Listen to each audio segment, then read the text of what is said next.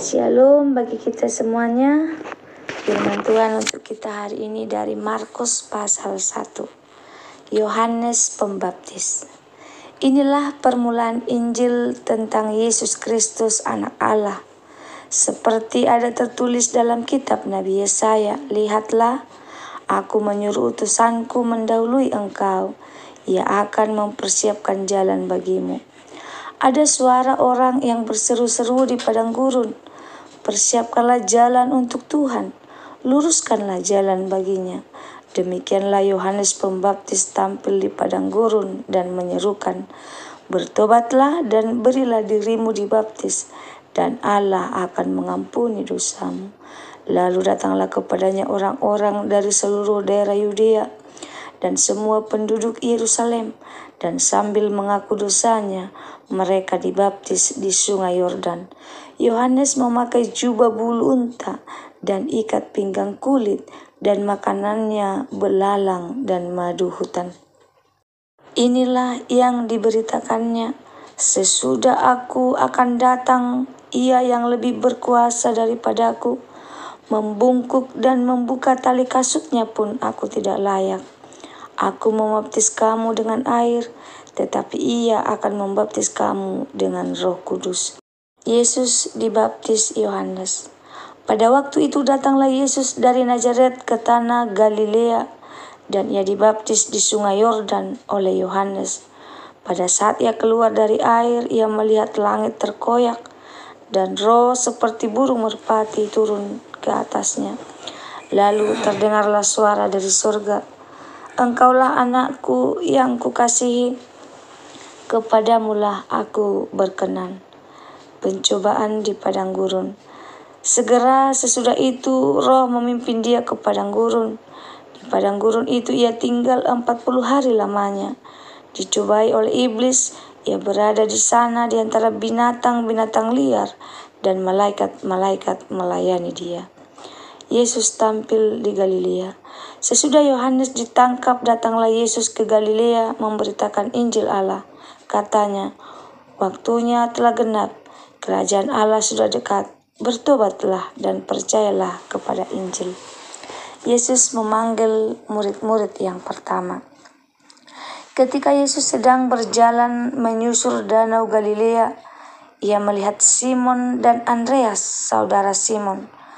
Mereka sedang menebarkan jala di danau, sebab mereka penjala ikan. Yesus berkata kepada mereka, mari ikutlah aku dan kamu akan kujadikan penjala manusia.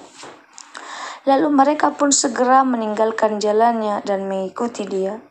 Dan setelah Yesus meneruskan perjalanannya sedikit lagi, dilihatnyalah Yakobus anak Zebedeus dan Yohanes saudaranya sedang membereskan jala di dalam perahu.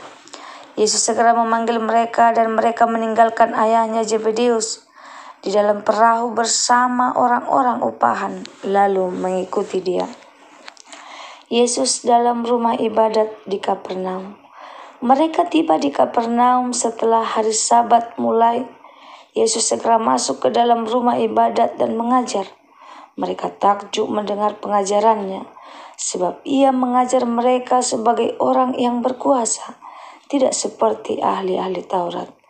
Pada waktu itu di dalam rumah ibadat itu ada seorang yang kerasukan roh jahat. Orang itu berteriak, apa urusanmu dengan kami, hai Yesus orang Nazaret? Engkau datang hendak membinasakan kami? Aku tahu siapa engkau, yang kudus dari Allah. Tetapi Yesus berhadiknya katanya, diam, keluarlah daripadanya. Roh jahat itu menggoncang-goncangkan orang itu, dan sambil menjerit dengan suara nyaring ia keluar daripadanya. Mereka semua takjub sehingga mereka memperbincangkannya, katanya, apa ini? Suatu ajaran baru, ia berkata-kata dengan kuasa. Roh-roh jahat pun diperintahnya dan mereka taat kepadanya. Lalu tersebarlah dengan cepat tentang kabar tentang dia ke segala penjuru di Galilea. Yesus menyembuhkan ibu mertua Petrus dan orang-orang lainnya. Sekeluarnya dari rumah ibadat itu, Yesus dan Yakobus dan Yohanes pergi ke rumah Simon dan Andreas. Ibu mertua Simon terbaring karena sakit demam.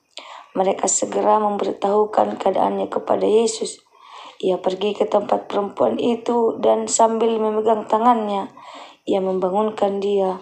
Lalu lenyaplah demamnya. Kemudian perempuan itu melayani mereka. Menjelang malam sesudah matahari terbenam, dibawalah kepada Yesus semua orang yang menderita sakit dan yang kerasukan setan. Maka berkerumunlah seluruh penduduk kota itu di depan pintu. Ia menyembuhkan banyak orang yang menderita bermacam-macam penyakit dan mengusir banyak setan. Ia tidak memperbolehkan setan-setan itu berbicara sebab mereka mengenal dia. Yesus mengajar di kota-kota lain. Pagi-pagi benar waktu hari masih gelap, ia bangun dan pergi keluar. Ia pergi ke tempat yang sunyi dan berdoa di sana. Tetapi Simon dan kawan-kawannya menyusul dia. Waktu menemukan dia, mereka berkata, "Semua orang mencari engkau," jawabnya. "Marilah kita pergi ke tempat lain, ke kota-kota yang berdekatan, supaya di sana juga aku memberitakan Injil, karena untuk itu aku telah datang." Lalu pergilah ia ke seluruh Galilea dan memberitakan Injil dalam rumah-rumah ibadat mereka dan mengusir setan-setan. Yesus menyembuhkan seorang yang sakit kusta. Seorang yang sakit kusta datang kepada Yesus dan sambil berlutut di hadapannya ia memohon bantuannya, katanya, "Kalau engkau mau, engkau dapat mentahirkan aku." Maka tergeraklah hatinya oleh belas kasihan. Lalu ia mengulurkan tangannya, menjamah orang itu dan berkata kepadanya, "Aku mau, jadilah engkau tahir." Seketika itu juga lenyaplah penyakit orang kusta itu dan ia menjadi tahir. Segera ia menyuruh orang itu pergi dengan peringatan keras. "Ingatlah, jangan engkau memberitahukan apa-apa tentang hal ini kepada siapapun, tetapi pergilah, perlihatkan dirimu kepada imam dan persembahkanlah untuk pentahiranmu persembahan yang diperintahkan oleh Musa sebagai bukti bagi mereka." Tetapi orang itu pergi memberitakan peristiwa itu dan menyebarkannya kemana-mana, sehingga Yesus tidak dapat lagi terang-terangan masuk ke dalam kota. Ia tinggal di luar di tempat-tempat yang sepi, namun orang terus juga datang kepadanya dari seluruh penjuru. Renungan untuk kita pada hari ini dari Markus 1 ayat 1 sampai 45. Yesus yang memulai dan mengubahkan hidup. Saudara-saudari yang terkasih dalam nama Tuhan, Injil Markus pasal 1 memperlihatkan permulaan pelayanan Yesus. Kalau kita perhatikan, Markus langsung menunjukkan siapa Yesus itu dan apa yang dilakukannya. Dari awal Yesus datang bukan untuk dilayani, tetapi untuk melayani dan menyelamatkan manusia. Seperti sebuah buku, Markus membuka halaman pertama Injil dengan kalimat yang jelas, "Inilah permulaan Injil tentang Yesus Kristus, Anak Allah."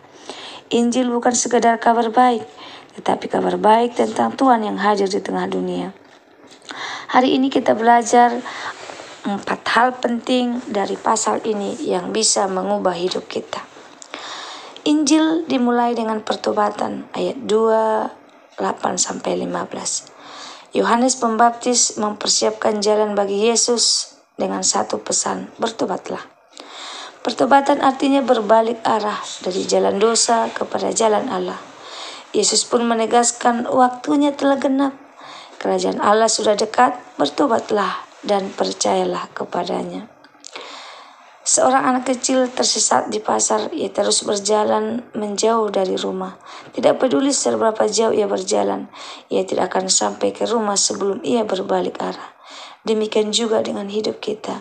Tidak ada jalan menuju keselamatan tanpa pertobatan. Kita tidak bisa mengalami hidup baru tanpa pertobatan. Mari setiap hari kita datang kepada Tuhan, mengaku dosa kita dan memperbaharui iman kita. Yesus berkuasa atas dosa, iblis dan penyakit, ayat 21 sampai 34. Orang takjub karena Yesus mengajar dengan kuasa, bukan seperti ahli Taurat. Ia mengusir roh jahat hanya dengan firman-Nya. Ia menyembuhkan ibu mertua Petrus dengan banyak orang yang sakit. Obat yang baik tidak hanya menenangkan gejala, tapi menyembuhkan sampai akar penyakitnya. Demikianlah kuasa Yesus bukan hanya kata-kata indah, tetapi kuasa yang nyata yang memulihkan hidup. Saat kita menghadapi belenggu dosa, ketakutan atau sakit, percayalah, Yesus berkuasa menolong kita.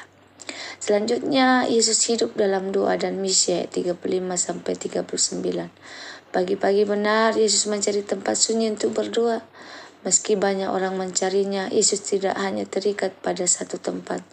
Ia berkata, mari kita pergi ke tempat lain, ke kota-kota yang berdekatan, supaya di sana juga aku memberitakan Injil. Karena untuk itu, aku telah datang. Lampu hanya bisa menyala kalau terhubung dengan sumber listrik, begitu juga hidup kita. Hanya punya kuasa bila terhubung dengan Allah dalam doa. Kalau Yesus saja bergantung pada doa, apalagi kita. Jangan biarkan kesibukan menguasai hidup sampai kita kehilangan waktu untuk berdoa pribadi.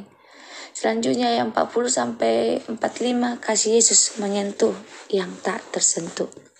Seorang kusta datang dengan penuh kerendahan hati. Kalau engkau mau, engkau dapat mentahirkan aku. Yesus tergerak oleh belas kasihan. Ia menjamah orang itu. Sesuatu yang tidak dilakukan orang Yahudi karena kusta dianggap najis. Yesus tidak hanya berkata, tapi bertindak, orang itu pun sembuh. Seperti sampah yang dibuang di pinggir jalan, orang kusta dianggap sampah masyarakat. Tapi Yesus justru datang mengangkat yang dibuang dan memulihkan yang terbuang. Mari kita belajar dari Yesus untuk berani mengasihi mereka yang sering diabaikan. Orang miskin, orang sakit, orang yang gagal, bahkan mereka yang dianggap najis oleh masyarakat. Kesimpulan firman Tuhan untuk kita hari ini dari Markus 1, kita belajar Injil dimulai dengan pertobatan. Yesus berkuasa atas dosa, iblis, dan penyakit. Hidup rohani bertumbuh lewat doa dan misi. Kasih Yesus menjamah yang terbuang. Saudaraku, Yesus yang sama masih hidup dan bekerja hari ini. Pertanyaannya, apakah kita mau mengalami kuasanya? Apakah kita mau mengikuti jejaknya dalam doa, misi, dan kasih? Semoga firman Tuhan hari ini menjadi berkat bagi kita. Terima kasih, Tuhan Yesus memberkati. Shalom.